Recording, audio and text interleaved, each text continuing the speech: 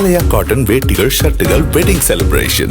ரஷ்யாவிடம் கச்சா எண்ணெய் வாங்கும் சீனாவுக்கு 50% முதல் 100% வரை வரி போட வேண்டும் என்று நேட்டோ மற்றும் ஐரோப்பிய நாடுகளுக்கு அமெரிக்க அதிபர் ட்ரம்ப் அழுத்தம் கொடுத்து வரும் நிலையில் ட்ரம்புக்கு சீனா கடும் பதிலடி கொடுத்துள்ளது.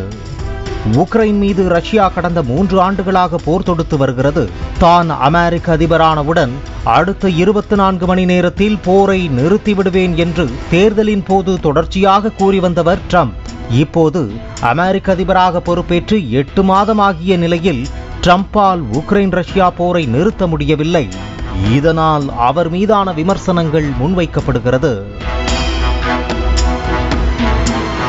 எனவே தன் மீது வைக்கப்படும் விமர்சனங்களை மடைமாற்றம் செய்வதற்காகவே ட்ரம்ப் இந்தியா, சீனா, பிற நாடுகள் மீது பழி போடுவதாக கூறப்படுகிறது. அதாவது ரஷ்யாவிடம் இருந்து இந்தியாவும் சீனாவும் கச்சா எண்ணெயை தொடர்ச்சியாக வாங்கி வருகின்றன. இதனை சுட்டிக்காட்டி உக்ரைன் போரை தொடர ரஷ்யாவுக்கு உதவுவதே சீனா, இந்தியாதான் என்று ட்ரம்ப் குற்றம் சாட்டினார்.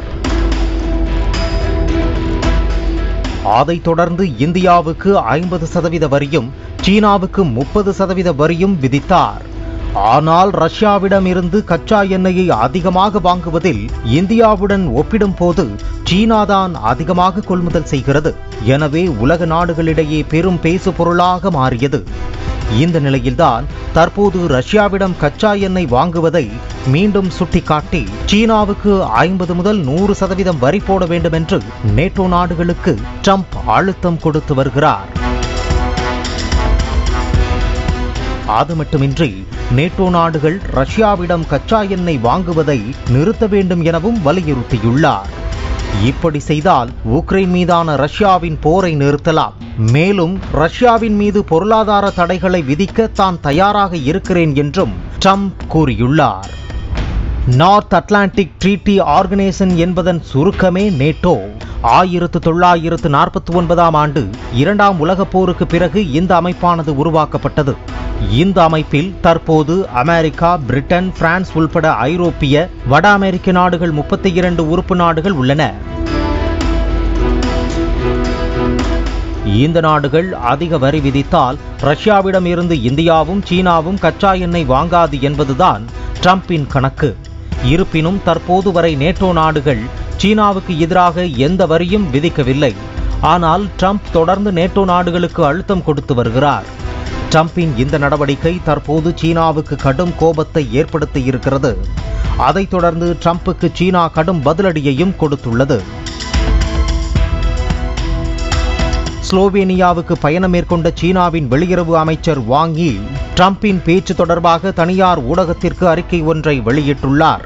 அதில் சீனா ஒரு பொறுப்பான முக்கிய நாடு, மேலும் அமைதி மற்றும் பாதுகாப்புக்கு முக்கியத்துவம் கொடுக்கும் நாடு. போரால் பிரச்சனைகளை தீர்க்க முடியாது.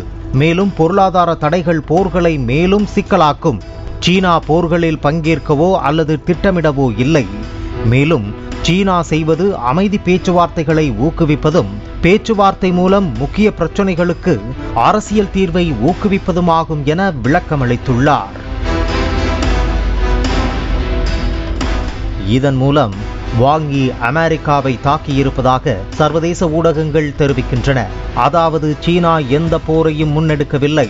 அதே வேளையில் அமெரிக்கா பல போர்களில் தலையிட்டுள்ளதை மறைமுகமாக குறிப்பிட்டு விமர்சனம் செய்யப்பட்டிருப்பதாகவும் இதன் மூலம் மீண்டும் அமெரிக்கா சீனா இடையே பிரச்சனை அதிகரிக்க தொடங்கியிருப்பதாகவும் கூறப்படுகிறது. ஆலயா காட்டன் வேட்டிகள் ஷர்ட்டுகள் வெட்டிங் செலிப்ரேஷன். பிளே ஸ்டோர் மற்றும் ஆப் ஸ்டோரில் இருந்து பாலிமர் செயலியை QR கோடு மூலம் பதிவிறக்கம் செய்யுங்கள். செய்திகளை உடனுக்குடன் பெறுங்கள்.